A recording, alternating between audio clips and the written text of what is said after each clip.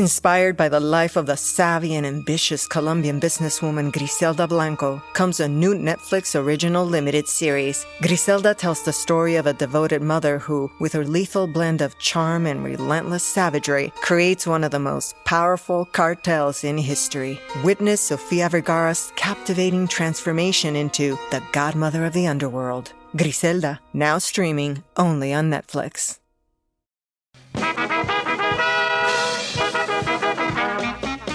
We're here to entertain you. We'll sing your songs for good times, the best times. You can't go wrong. We'll two-step, a new step. It won't be long when the Dixielanders are playing.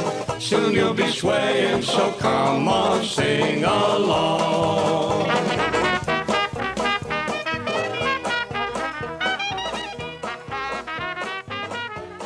Greetings, space travelers, and welcome to another episode of Before My Time. I am your space host, Gelsey Laurie, and we are going to talk about Spaceballs, you guys. I'm so excited. Hold on to your giggle machines, because here we go. Hailing from the Garrettscape, welcome one and all to Masters of the Media. In a land of pop culture podcasts, I, filmmaker Garrett Briones, and my quote-unquote co-host Jack Watson look at the why of the stories we love and figure out why they connect with us. The show is all about loving the media you love and appreciating the underappreciated. It's a celebration of storytelling and also two pals making each other laugh at random impressions and the silliest things you can imagine. You can find Masters in the Media on all your favorite podcatchers and right here on the Geekscape Network. We hope to see you all on the Garrettscape.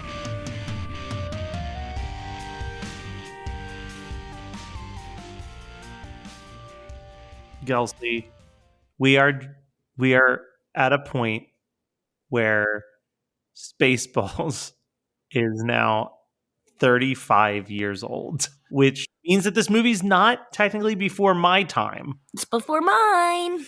Before your time. And I would say that while we're primarily talking about Spaceballs, we're going to dabble enough into Mel Brooks' career leading up to the creation of Spaceballs that, like, Mel Brooks' early career is definitely before my time. This was the first Mel Brooks release of me being alive. Oh yeah, no, Mel Brooks is definitely, and it's like I don't want to go too much on tangents on Mel Brooks because I'm one of the biggest fucking fans of Mel Brooks, and I could just I could talk for 3 hours on Blazing Saddles alone. So yeah, we won't dive too deep into everything, but we will just say that Mel Brooks, obviously, a comedic actor, on-stage comedian for a stint, and filmmaker, blew up on his directorial debut, The Producers, in 1967. Followed that up with 12 Chairs, which is not really a parody of anything per se. It's just an adaptation of a book. But then with Blazing Saddles really kind of hits his stride of spoofing different types of films. We get the Western with Blazing Saddles. We get the 1950s Universal movie with Young Frankenstein. We get a parody of silent films with Silent Movie, his Hitchcock send-off with High Anxiety. And then he just made a parody of history in general with History of the World Part 1, and then took what was a 6-year break from filmmaking only to return with Spaceballs. I love it. And I read that when he was thinking about it, he's like, his son loved Star Wars and he's watching, he's like, sci-fi. I haven't wrecked sci-fi, I think is what he said. Yeah. He's like, I've destroyed a Western, destroyed this, and so this even, was 10 years after Star Wars came out. Which a lot of the critics harped on, which... Yeah, it got really bad reviews. Yeah, but it was like, I was reading some of the reviews, and the thing that annoys me is that the reviews were like, yeah, this is really funny, but why are we making a Star Wars movie so late? 2 stars. And it's like, well... Little do they know we're going to be making Star Wars movies 30 years later. And I think that this movie wouldn't have worked if he had made it in 1978, because this movie works well because it's fleshed out of all of the prequels and all of the movies that came after Star Wars on the height of the Star Wars train, right? So I don't know. And it's I not think, even a Star Wars I mean, no, it's hands down a Star Wars parody, but there's so many other movies sprinkled in here. oh, there's a little bit of Alien. There's yeah, 2001, Planet of the Apes. Like it's all over the Star place. Trek references, Yeah. and I love it. Did you know that the plot is inspired by Frank Capra's 1934 classic "It Happened One Night"? No, Starring but Clark Gable. that completely makes sense. I would have never pieced that together, but she leaves her marriage wedding day to go off because she doesn't want to marry the nobleman she's not in love with, and she meets kind of a lower life, charming scum Clark Gable and falls in love. Yeah, it's basically exactly that. So remind me, because I feel like this was an off-air conversation. You have not seen It Happened One Night yet? I have not seen it. No. Okay. I think that's the one that I told you to save for whenever you make it out here to PA, and that'll be like the first movie of our hangout sleepover is It Happened One Night. So perfect. Just so long as you're not here on a Monday, I think we can make that work with your schedule right now. I work on Mondays, ladies and gentlemen. The only day I work. Because this film came out 1987, was released June 24th. It did, the budget was $22.7 million, and the box office was $38.1 million. So it's not like it had this overwhelming. No, it's a modest hit. Like exchange. I think it's with time it gets a better following and has a better, it's kind of, it really has become a cult classic. And for a lot of people, this is their favorite Mel Brooks. A lot of people, this is their only Mel Brooks movie they know, just because they're like, oh, a Star Wars parody. I love this movie. I didn't realize, I was watching it when I was kind of resting the other day. I didn't need to rewatch it. I've seen it so many times, but I just didn't realize how much, almost on a daily basis, I quote this movie. But it's not my favorite Mel Brooks movie. So no. I don't know how I would pick great. A favorite Mel Brooks movie, honestly, because I they're think I have all to do like so top good. 3. Yeah, same. That's an outro question. But so here's something that really annoyed me as I was doing some research on this movie, that this won the worst picture of the year award. I saw that, and I was really disappointed. Yeah. Did you look at what the other movies were that were nominated? Because that makes you even more upset. No. So the final ballot was between Spaceballs, which shouldn't even be on the list at all, somehow won. Not.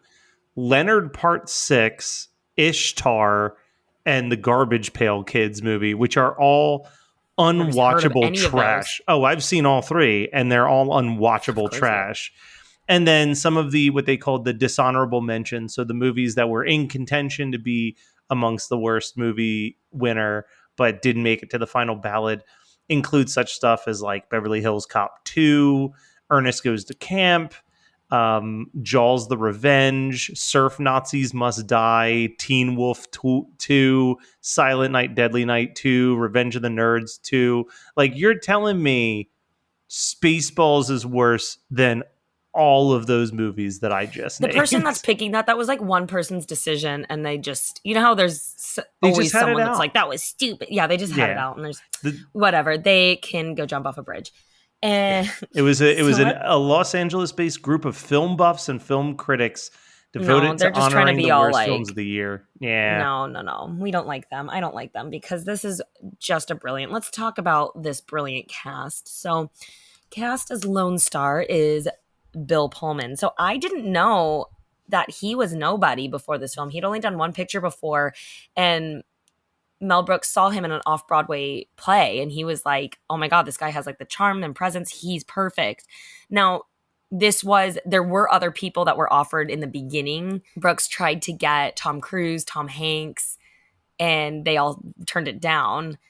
And Bill Pullman said, I think Mel was hurt that they didn't take him up on it. But then it attracted 2 of the biggest comics at the time, John Candy and Mick Moranis. Once that was secured, then he said, heck, I'll get someone nobody knows. And I got a chance to do it. Which I love hearing stories like that because there are so many people. I understand the idea of getting a big name, but there's just so many talented people out there that are just trying to bust through and trying to get in and work and show their talent, don't get the opportunity to. So it's like, I love when you see movies that give it to somebody that is perfect for a role without a name. And he got this. Talk about look at his career. Bill Pullman is awesome. I was going to say, a guy who really has had, has had a fantastic career of like some very iconic movies. Dabbled in practically every genre underneath the sun, Mm-hmm. between indie films, comedies, horror films, etc. And then on top of it, like all things considered, seems just like a stand-up guy. You don't hear any real He really negative things about does. him. I know. I was introduced to him first. I want to say, do you remember the movie Mr. Wrong with Ellen DeGeneres and I do remember Joan Mr. Cusack? Wrong. And he's just stalking Ellen DeGeneres and trying to, and that was my first, I guess that and like Independence Day, but I think he's my first great. one was Casper, actually. Oh, of course. Oh my gosh, yes, and he's in Casper. That I would have seen around the same time. I think I watched Mr. Wrong first. My dad had that on one time when I was I'm really little. I'm shocked that you didn't say it was Newsies because I've you never seem like seen Newsies. I just saw it for the first time over the I pandemic. always But get a you lot of just backlash for that one. I was going to say you seem like someone who would have watched Newsies. I know, I never did. I know. I'm actually, everyone's like, what? And I'm like, it just wasn't on. And if no one shows it to you as a kid, then how are you supposed to find it? I probably, honestly, as I'm looking at his list of films, I probably saw them first in A League of Their Own, but I don't really Oh remember God, his A League of Their character Own. that Yeah, much. what a God, Bill. I love you. What a great career you've had, and I'm He so truly glad, has. Mel. Thanks for putting Bill in your movie. What a real stand-up guy. He really is like perfect for this role, though. The a la Han Solo. So then, as Princess Vespa, we have Daphne Zuniga. Is that how you spell your last name? I have never figured out how to pronounce his last name. But Yeah, so sorry, Daphne, but I love your first name. She had recently starred in Rob Reiner's film The Sure Thing, and Mel Brooks offered her the role. Or he said when I first offered her the role, she said, "I don't know, I don't have much comedy." I said that could be a plus, and I explained to her that a part of good comedy is playing it very seriously, which is true. So she was a lot of actors, and a lot of my friends that are actors are very scared by comedy because they're like, "Oh, that's." This thing, but it is true if you watch, unless you're watching kind of a screwball comedy. Well, this is a screwball comedy. What am I saying? A slapsticky caricature type acting. Will Ferrell say that's not playing it straight. It kind of is though. I'm going on a tangent, but yeah, the best way to do comedy is just play it as real as possible. Now, whatever character you're in, playing it real, that's where I'm kind of getting at. And she does. She's a great actress, and I think she's just a doll. She's adorable, and she's great for this role. She kind of didn't really have too big of a career following this, unfortunately. Like it's kind of a bummer when you scroll through an actor or an actress's like Wikipedia page and you see less things hyperlinked than things hyperlinked, and you're like, oh, like it kind of tells you they were in a lot of movies that no one even bothered to make a Wikipedia page about. Where you're like, oh, it's a shame because she's attractive, she's funny. She nails this character. You hate Princess Vespa when you're supposed to, and you love her when you're supposed to love her. And, exactly. And there's never a point where, like, I don't know, because that's I don't think people appreciate how hard it is to play a character that you're supposed to hate at certain points and like at certain points and get that switch to flip in a natural way for the audience watching it. Hands down. It's very well said. And yeah, she does do that nicely and has that switch nicely where you do fall in love. And I think it's on that journey too between Princess Vespa and Lone Star, kind of their hatred for each other and then them falling in love with each other. You kind of go on that journey as well with them. And so that's where you switch with her, which I love all the cheesy, over the top, obvious, kind of they're going to be terrible. And when they meet and they're like, oh gosh, it's just it's great. It's awesome. And they play it so well. I just love, I can't believe I never knew that this was inspired by It Happened One Night, because it totally is. I love that movie so much. That's because Mel Brooks is a genius. He absolutely is. Yeah, moving on to Barf is played by John Candy. That is our half dog, half man. I'm my own best friend. He's a Mog. John Candy is, we don't need to talk about the genius of him. And he was with Second City, and so was Rick Moranis at the time. So they kind of were their two improv kings in this film. So a lot of the one-liners were improv, but he wore a 30-pound battery pack on his costume to make the animatronic ears and tail go. And they said he was just a real awesome trooper and just showed the kind of person and work ethic he had, that he really didn't complain and just put through. And if he needed a break, he would ask for it and just say, can I take a second? Can I sit down? And then when he was ready, go, okay, let's do it. And I love hearing when any type of performer has a good work ethic, because it's part of the job. It's a hard job, and you put up with a lot of shit and physical strain, but at the end of the day, if you love it, it's worth it. And you just hear about so many divas. And so, but John Candy's hilarious. I know he improv'd the line when they crash, and he's like, whoa, wait. And they're in the seatbelts, and he goes to talk to Princess Vespa, and he tries to get up after him, and that's going to leave a mark. Yeah. That one was improv'd. And the other thing that's worth noting about these two specifically is, like, right now in 2022, it's easy to look at the cast of SCTV and be like, oh my God, talk about a short-lived show that was almost as influential, if not more influential, than Saturday Night Live. But despite that, really, like, they didn't have massive runaway success actors except for John Candy and Rick Moranis. Mm-hmm. Like, those were the two biggest people to blow up out of that scene, because in the book Wild and Crazy Guys, which is a book I've talked about on here before, it's slowly becoming my favorite book of all time. So if you love 70s and 80s comedy, it's a must read. But they talk about how, like, you really had to do digging to find SCTV in the States. It was like played at like 2 a.m. on random Saturdays after SNL. Like, it was just buried. But John Candy and Rick Moranis' charm was just so, like, undeniable. And now you look at it and you got Catherine O'Hara from there, and you got Eugene Levy. Pretty much half of Schitt's Creek came from there. You got Martin Short out of there. But at the time, these were really the only two notable actors to come from that scene. Yeah, it's crazy how that kind of... And I'd hope... I know a lot of... I was just talking about this with my friends about, like, Adam Sandler as an example of... I love seeing people that you see a whole team... Like, every Adam Sandler movie has the same side players.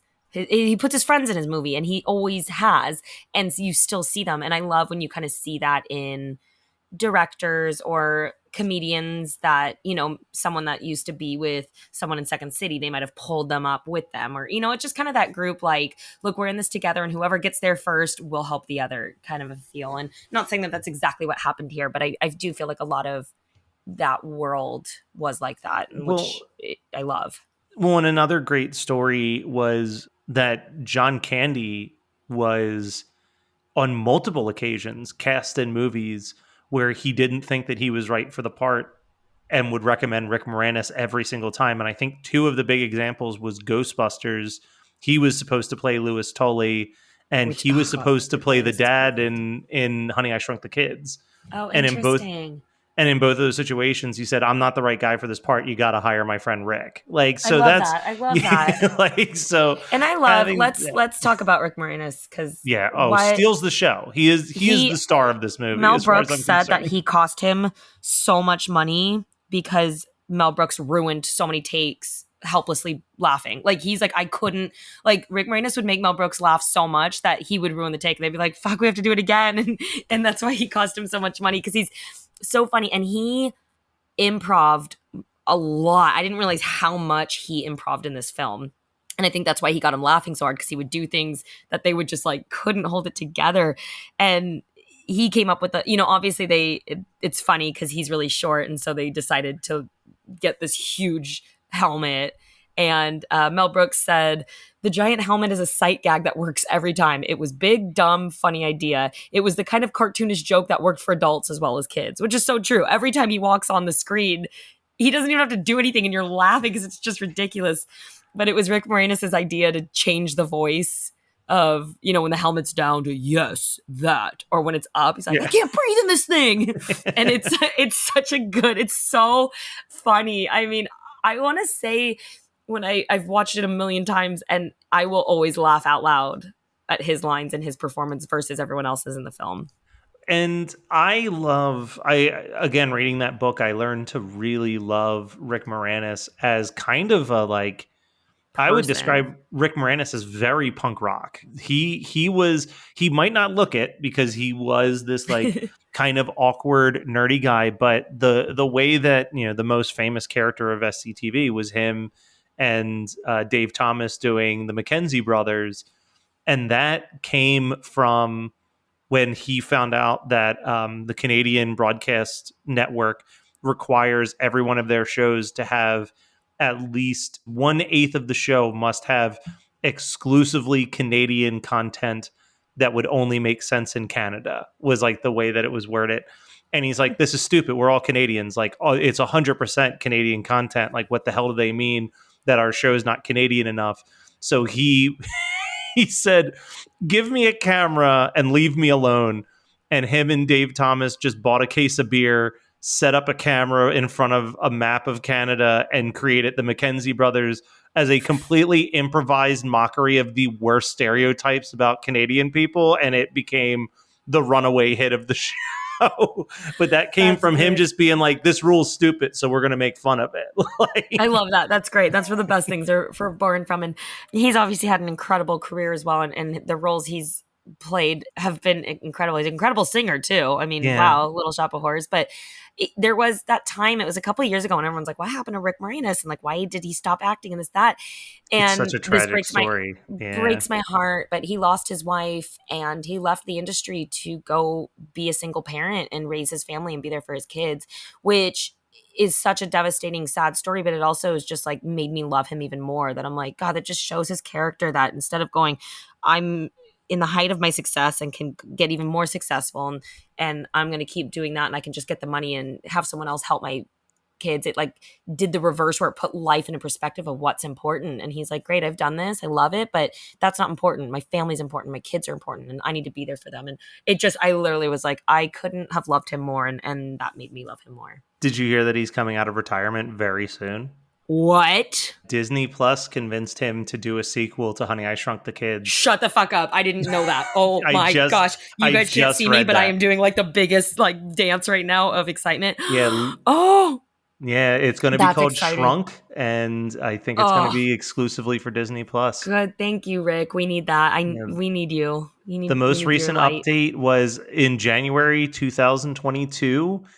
Who is Gad real quick? Josh Gad. So Josh Gad said that him and Rick Moranis have started collaborating on preparation for the sequel. So the concept is that Josh Gad plays the grown-up version of his son, Nick. And I guess it's like a continuation of the Zelensky family. I can't wait. I'm so excited. I grew up with those. I grew up with those movies, and I always loved, they had like the Honey, I Shrunk the Kids playground in Disney World, where there was like the giant grass blades that you'd slide down. And I absolutely cannot wait. Anyways, moving on to Dot, our droid, who's kind of the handmaiden droid to Princess Vespa. She's like a female C-3PO. It is voiced by Joan Rivers, who does a fantastic. I mean, we don't need to say much about Joan Rivers to give her the props she deserves. She's a comedic genius and legend herself. But she was not the one inside, so she went back and did all the voiceovers. Inside was a professional mime, Lorraine Yarnell. Yep. And she was said to be, just like a real trooper encased in the shell of the robot costume, especially when they were shooting on location in Yuma, Arizona for all the desert scenes. And the temperature sometimes would get up to like 110, and she just like trooped through. Everyone was like, she was incredible with, her work ethic, talk about that, and just being in like a really rough working condition. I did read somewhere that she was supposed to also be the voice, but I don't think it was like coming across right or something. And so Mel Brooks turned to Joan Rivers as an after production thought, and she came in and recorded it, and it's so iconic with her voice. I mean, she has such an iconic voice. So yeah, and Yarnell is worth bringing up because she was part of the Shields and Yarnell duo, which was a popular miming duo. I know them because of their appearance on The Muppet Show, but she was a dancer in such films as Bye Bye Birdie, Shindig, and appeared frequently on The Carol Burnett Show. Did a lot of off-Broadway musicals, but she did unfortunately pass away of an aneurysm in 2010 when she was 66 years old. Oh. But if you get a chance, the Shields and Yarnell episode of The Muppet Show ranks pretty high for me. I'll check it out. I mean, you don't have to say Muppets twice. Yeah, exactly. I was like, how do we work in the Muppets this one? Well, Yarnell. Which, ladies and gentlemen, we don't actually try to work in the Muppets. It just naturally does happen. Look, it's like 6 degrees to Kevin Bacon. We can do like 2 degrees 1 to the degree Muppets. Of the Muppets. Starting with I am a Muppet. So there we go. So playing Yogurt and President Scroob is Mel Brooks, of course, himself, which I always love. Clearly, he's a great writer and great director, but I do love the roles that he plays in his films because I feel like he does it so well because he knows exactly what he's envisioning and he just does it. And he's got this thing about him, and I love the old kind of Jewish Yiddish vibe he always brings in. Clearly connects very well with my family, and that kind of Jewish humor that he nails and just emulates is also something I grew up with heavily. And I feel like a lot of Jewish families all like it's rare that you'll meet a Jew that's like hasn't seen or loves Mel Brooks because we're all just he knows how to get us. But even just the accent of Yogurt like coming out, like merchandising. Yeah, merchandising. Like it's so good. And it's just like, oh my gosh, I know people like that. So I love that. And speaking of merchandising, so Mel Brooks did send the script to George Lucas because obviously he kind of was asking for permission, but if not to get his permission, it was just to give him a heads up that he was doing like a Star Wars spoof to be like, it's kind of a Weird Al thing, right? Like Weird Al doesn't have to ask for permission to do his song parodies, but it's like a sign of respect to just be like, hey, just so you're not caught off guard when this happens. Absolutely. And George Lucas did respond. He read it and responded it. And he said he was a big fan of Mel Brooks and he liked the script, but he had only one rule. And for him to make the movie, he said, you can do this, but you can't have any merchandising because he goes, any of your merchandising will look too similar to ours. So that was like no action figures, basically. Yeah. And that agreement was actually what sparked Mel Brooks's idea for Yogurt's. What exactly do you do here? What is this place? Yeah. Merchandising. Spaceballs the t-shirts. Kids love it. And Spaceballs the doll.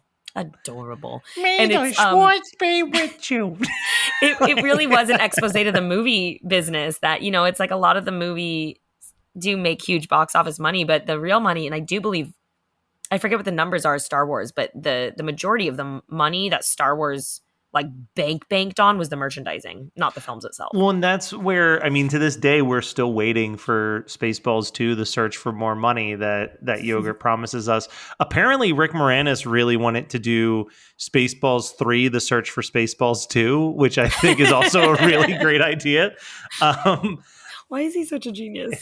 One thing I want to say about Mel Brooks real quick is one of my favorite Mel Brooks stories. And obviously, we will do a full episode on Young Frankenstein, but Young Frankenstein is probably the closest to a collaborative film that he did because Gene Wilder was extremely involved in the making of that movie. I believe he essentially only agreed to do Blazing Saddles in exchange for Mel Brooks making this crazy Frankenstein idea come true, or kind of not really. There's a whole story and I do know it, but it was kind of a last minute replacement. He didn't want to play that role in Blazing Saddles because he didn't feel like he was right for it. But the original actor they got for that role really did have a drinking problem, which the character does. And they last minute needed a replacement. So Mel Brooks called Gene Wilder and like he was on a flight, got off the plane and just went straight to set and just was like, all right, let's shoot it. And they did the first scene when you meet him was kind of how that. But the noteworthy thing about Young Frankenstein is that it's pretty much the only Mel Brooks movie where Mel Brooks isn't in it, except for I think he does the voiceover of a cat meow or something. And the reasoning for that was that Gene Wilder wanted the film to feel as authentic and real to the Universal films as possible. And he said, quote, Mel, you are incapable of being serious in front of a camera. So, he's got a point. That was one of his rules, was you are not allowed to be seen in this movie or people are immediately going to start laughing before any of the jokes show up.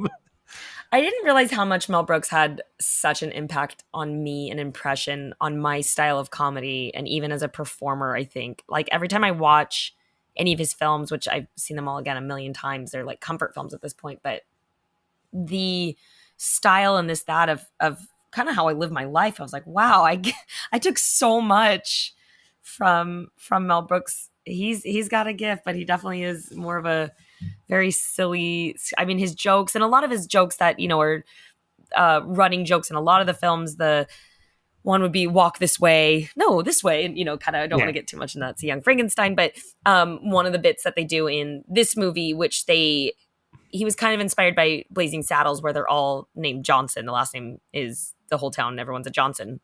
Well, and this one is everyone's an asshole. Yeah. He goes, I'm an asshole, sir. We all are. I knew it. I'm surrounded by assholes. Like, his style, no one else. I mean, you have silly humor, and he has very silly humor. There's parodies and other styles, you could say almost like some of Monty Python's style can cross over. But Mel Brooks really is Mel Brooks. And it's the Mr. Coffee and Mr. Radar kind of jokes of course I always have Mr. Coffee when I watch Radar, and you go over and it's Mr. Radar, and like those kind of things, and Pizza the Hut, and watching the VHS tape of it where it's like even in the future we're oh my able gosh to get when they movies. watch it and he's like, wait, come over here. He's like, how can we watch Spaceballs the movie? It's not even finished yet. We're in the middle of production. He's like, that's the newest thing. They're starting to get them out now. And when they watch it and it's looking at themselves on the screen and then looking at the camera and it turns on, and like that is such a genius move. And he's like, when was that? Just now. So it's now? No, it was then. That was 2 seconds ago. It just passed. Well, when is now? Just now. When? You missed it. Like, it's so brilliant. When did then become now? It's that. And also the mix of breaking the fourth wall. And this is something Mel Brooks does so beautifully in all of his films. And he does it quite a bit in this movie, is when he decides to break the fourth wall and talk to the audience. And it's kind of, it could be, when they're doing the plan and Rick Moranis or Dark Helmet looks at the screen and everybody get that? Yeah. It's, that where you're just so watching a movie and all of a sudden you're like, he just talked to us, and it's even so just like, I love you the fourth idiots, wall you breaks. caught the stunt doubles. I love that. I mean, I absolutely love that. I think even something as simple as doing the Alien parody and it being the actor from Alien, and him then saying, "Oh no, not again." It's very brilliant, and the amount of I forgot how many cameos are in this, and then there's a lot of like before they were famous people playing very small bit parts in this movie as well, which is crazy. Yeah, I love seeing that too. That's always fun to like kind of, see that small. But we were talking about the desert earlier with the temperatures and stuff, but they also said the Yuma Desert was really, and I never thought about this in any movie that has a desert scene. They said it was really difficult and took so much time because you do one take and you ruin the sand. And the pristine quality of it looks like no one stepped there. So after one take, they had to get like a blower and like sand broom to re-smooth out the sand before the next take. And I'd never thought about that in any desert movie. I mean, you get but I guess for sure, if you want those single footprints in the sand, you've got to and you have to take them out, because if you're stranded in the sand, there wouldn't be fucking footprints there. And so it's just like, oh my God. And it's hot. And it's just like, being on set is already not a drag, but it's a process. It's a lot of sitting around and waiting, a lot. And just to think of those extra elements, you're like, oh my gosh, which I love the ding, ding, ding, ding, ding, ding, ding, ding. And then when they start talking, ding, ding, ding, ding, ding, like it's just so there's another one of one of the dinks in the movie is in like a before they were famous type situation. One of the dinks is played by Tony Cox, who I feel like probably became one of the most well-known little person actors in the late 2000s. And into the late 90s, early 2000s. He was in like Bad Santa, Me, Myself, and Irene, Friday. Yeah, this was one of his first movies. He was an Ewok. I didn't know his name. Yeah, he was an Ewok in Return of the Jedi, and then he was a dink in Spaceballs. I didn't know that. That's crazy. Yeah, he's like a really well-known actor. Oh, that's funny. That's cool. Yeah, wow, that's yeah. Fun. There's a few that like jumped out at me. One of the many. There's a couple pretty decent named people who appear as Dark Helmet soldiers, but one of them is Robert Paulson, who's a very established voice actor now, who is like the voice of Yakko Warner on Animaniacs. Like, if you look at his credits, it's a pretty impressively long list of cartoons that he was a part of. But yeah, That's cool. was just a struggling young actor in 1987 deciding to be in a Mel Brooks movie. And another one that jumped out at me was, I never know how to pronounce his name, Stephen Tobolowsky, I want to say it's pronounced, but he's I think the line that people quote most at him is Groundhog's Day, the "Watch your step, it's a doozy." Like that actor was just a random soldier in Spaceballs as well when he was a young and up and coming actor. Gelsey, I would just die being a young and up and coming actor if someone was like, "You're gonna be like this like background soldier in a Mel Brooks film." I would be like, "I will pay you to be on set with Mel Brooks.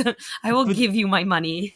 But that's how certain things like that happen. I remember I got to interview the director of Can't Hardly Wait at one point. And we were talking about how that movie's got so many, like, before they were famous people in it. Like, you've got like Jason Segel, like, in there who barely has a line of dialogue. And he said, you're making a movie about a high school graduation and you need to make it look like an entire high school is there. So you post an ad that you're looking for actors between the ages of like 17 and 22. And you're going to get every actor that's like struggling to make ends meet to come and film that. Yeah, he's like, eventually some of them are going to blow up. Yeah, that's funny. It's true. Yeah. Speaking of movies with people that have blown up, you ever seen The Wizard of Oz? That was a terrible segment. So they filmed the sound set studio that they used at MGM Studio 15 is where they filmed Spaceballs, and that's where they filmed The Wizard of Oz. And Mel Brooks would always kind of be like, I'd have to keep reminding me that, like, you know, they were here and this, that. But I thought that was cool. I don't know if this is the reason why, but they have that kind of little homage to The Wizard of Oz when they're going to meet Yogurt for the first time. And you have them all lined up scared, and it's the big flame. And it literally looks like Scarecrow, Dorothy, Tin Man. Yeah, that's so. That's a fun little fact. Sorry, I'm also looking at this, and this is I'm looking at the Wikipedia page, and it's the first time that I realized that Mel Brooks's character, President Scroob, is just Brooks backwards. Except for the R. Yeah. It's the R had to be, but yeah, he tried to do it backwards, and he's like, I'm trying to make fun of all the presidents that are idiots and shouldn't be leading, and they're leading. That's insane. Never in a million years was I like, oh, that's an anagram for his last name. Which I love Scroob. I love when he gets beamed down, and I love that little nod to Star Trek, but when he gets beamed backwards, and he's like, what that? He looks down, he's like, why didn't anyone tell me my ass is so big? I get see every time. So this movie, a fun fact about Spaceballs for me was that I remember being at my cousin's house. I was probably 4 years old, easily. And all the parents were upstairs watching this new movie that had just come out on VHS, Spaceballs. And I was in the basement playing with some toys. And I walked upstairs just in time for the alien scene where the alien bursted out of John Hurt's chest. And it scared me so bad that I ran back downstairs and was like afraid to come upstairs until my parents told me that the movie was over. Flash forward to 2 years later, and my dad's like, I think it's time for Matt to watch Star Wars. And within the first couple minutes, I see Darth Vader. I think that it's Dark Helmet and that we're about to watch that movie that I saw them watching. And I have like really I had a full-blown panic attack. Like my dad had to sit me down and be like, no, nothing bursts out of anyone's chest in this. You're going to be okay. And like, that's now I love those Star Wars movies, but I, to this day, vividly remember like an existential panic wash over me when I saw Darth Vader show up for the first time. So it was like, oh no. Which I love. I was just like thinking of Darth Vader in the entrance. Every Star Wars, the original starts with the kind of pan of the ship, an Imperial ship. And I love that they do that with this, that it takes like 2 minutes for the ship to go by. It's just so long. Like, and it's just overly long. And that's where you go, okay, this is funny. And then you go, okay, God, when is this going to end? Yeah. And that's when you have to push it a little longer with something like that, and he does. Then you go, oh my God, this is so stupid. Yeah. I'm laughing. And it's so great. It's the Family Guy effect now. Like Family Guy has rocked that method. Yes. For decades now. But it takes a lot of balls to do that, in my opinion, because that's a bold move to take up that kind of time. Because time is very valuable. If it doesn't become funny again, you've just wasted the entire audience's time and they're checked out entirely. It can be a very risky move, but when done properly, it can be such a strong comedic thing. And yeah, Family Guy really, really does it well. Because Seth MacFarlane's great too. He's a genius. I think Lonely Island has gotten really good at doing that. I think of the movie Hot Rod, if you've ever seen. It's been a while, actually. But him falling down the hill, I remember. Yes. It's like 2 minutes long, and it does that same thing. And the longer it goes on, you just can't not laugh more and more. You're like, oh my God, he keeps going. Yeah. It's like those are those moments where you're just like, holy shit, how is this so funny still? Yeah. Like, worst movie of the year. Don't let that go, Matt. Let it go. Let it go. So let's talk about a fun popular theory that was on set, very popular. At the time, they thought with the new technology that green or blue screen was bad for your eyes if you had long exposure, which now we know to be not true. So a lot of the actors, specifically Bill Pullman, would wear sunglasses in between takes so that they would protect their eyes, which is funny because Bill Pullman, who starred Independence Day with like the most like lights, this, that, was afraid a green screen would hurt his eyes while filming Spaceballs. So. Oh, we have to talk about it's a small part, but boy, is it ever a memorable part. Dom DeLuise showing up briefly as the voice of Pizza the Hut. One of the I love Dom DeLuise. One of the best jokes. That scene, I think every sentence that is said during the Pizza the Hut scene makes me laugh still to this day. Even just something as simple as his robot assistant Vinny just going, "You're delicious, boss." Like, it's the actor that was inside the Pizza the Hut actually got burned. So they put real pizza toppings on him because it was like the most realistic effect, and it does look like it. And I think he had like this like heating helmet or something on, and he ended up getting burned, and he wouldn't finish it because he was like, "I'm burned, no." And so someone else had to step in at the last minute and like finish the last take they needed or something or whatever. But yeah, ooh.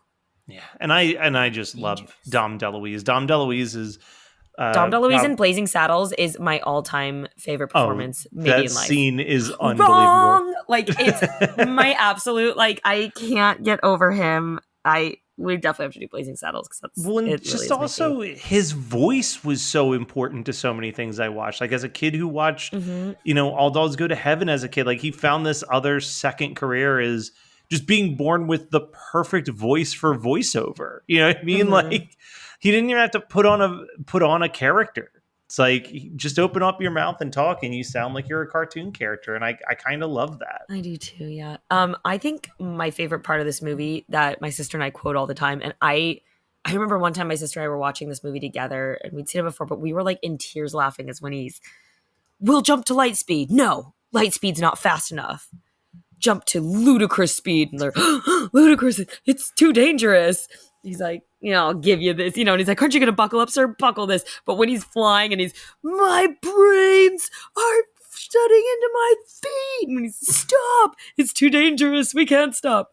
Bullshit. That bullshit. Like, by the time he gets to that, we are always in tears laughing. And now, like, anything that we'll be talking, and if someone says something with this, that we always bullshit. Like, slowly. Dude, even, like, they've gone plaid.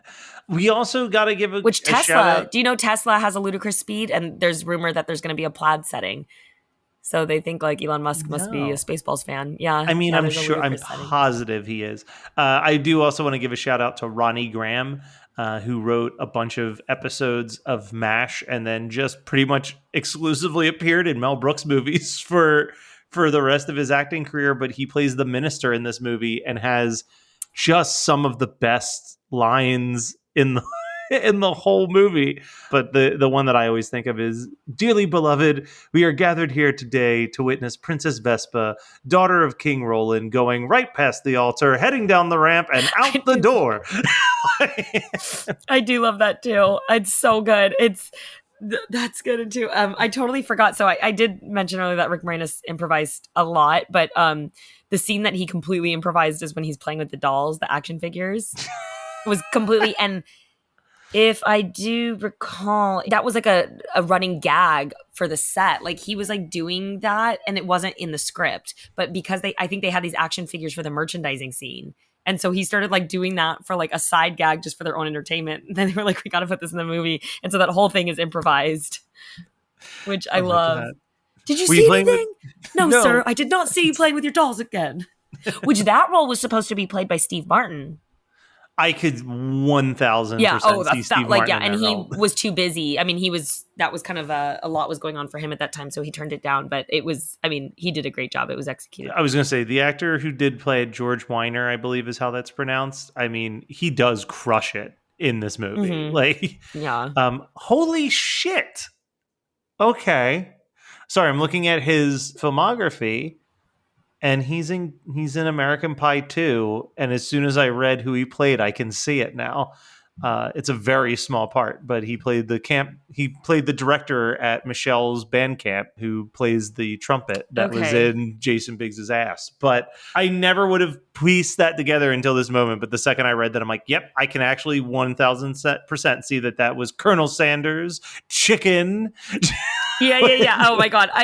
It's so good. And gosh, there was another. I love when they're in the desert too, and he's like, all right, continue. Prepare to go. Why are you always preparing for things? Just go. And his like safari helmet, which that vehicle kind of looks like a hovercraft in the sand. This was the first time I've ever caught this. I was watching it and I was looking at it and I was like, what does that look? Oh, that's brilliant. The bottom of that vehicle is a mirror. And so it's reflecting off the sand. So it looks like it's hovering.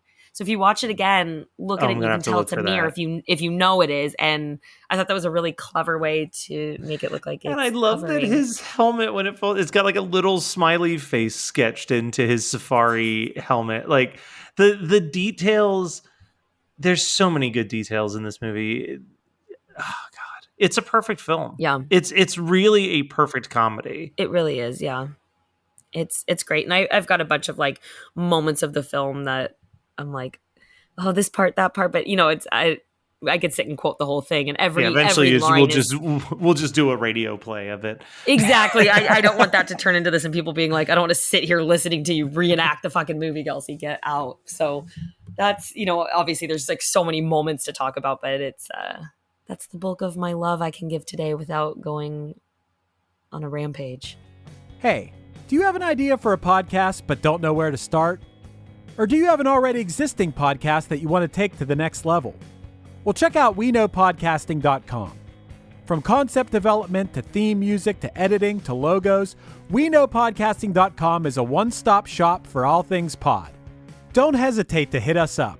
We're very nice. Gelsey, while we were talking about this movie, we brought up the concept that George Lucas did not allow there to be Spaceballs merchandising and action figures, which I understand his side of it. Yeah. But if that wasn't the case, and they did make Spaceballs action figures, and you could only own one action figure from the Spaceballs line, which action figure would you buy? I can't not say Dark Helmet. It's just too funny. So I kind of agree with you. I feel like if I went with my heart, I would say Barf, because I love the character of Barf. But if I'm going with what will look the funniest on my shelf, it's got to be Dark Helmet. And it's like so iconic. It's just so iconic that anyone would see it and be like, oh my gosh, that's hilarious. I'd feel kind of bad because I feel like a lot of people wouldn't buy the Lone Star or the Princess Vespa toys. Like No, you know what? The Princess Vespa was a thought just because I think that would look kind of cool. And like, I like having like a lot of powerful women surrounding me as icons and people I look up to. Not that Princess Vespa is one of them, but I love her. Actually, you know what? I'm going to change my answer because they only show us the main characters as action figures, right?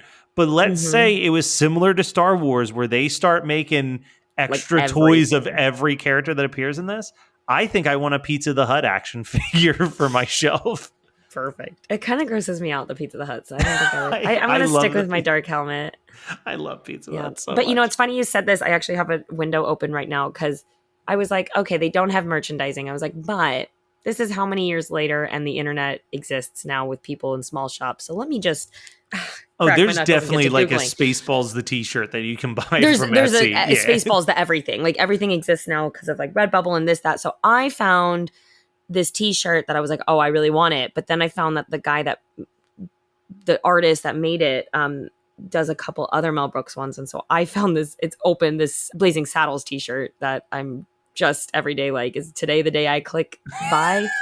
And it's this he has a Young Frankenstein, Blazing Saddles, and Spaceballs, and it's like a lineup of the characters all like cartoon drawn just simply across the chest. And they're so cool. Like, I want them all, but I was gonna say, why not just get them all? Cause money, Matt. Because you can't buy fun novelty t-shirts when you only work on a Monday. But you know what? I have a feeling that you're going to land a gig somewhere on like The Daily Show one of these days. So, I hope so. But if people are listening and they're like, no, you fools, you should try to get like a Colonel Sanders action figure, where can they go to let us know how disappointed they are on our action figure choices? You can let us know of your disappointment on Instagram. Find us. Our handle is @BeforeMyTime_podcast. Or on Facebook, just search Before My Time.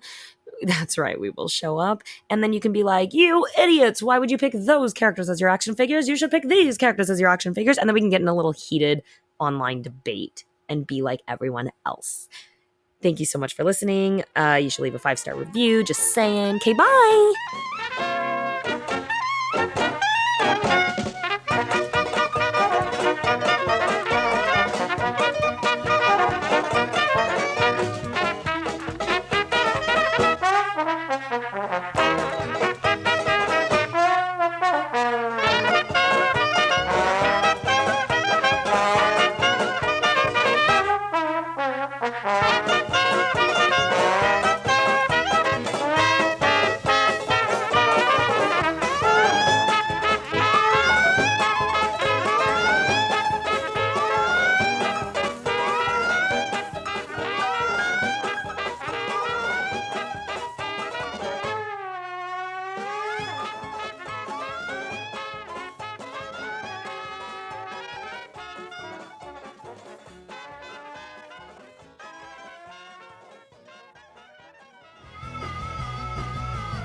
You're listening to the Geekscape Network.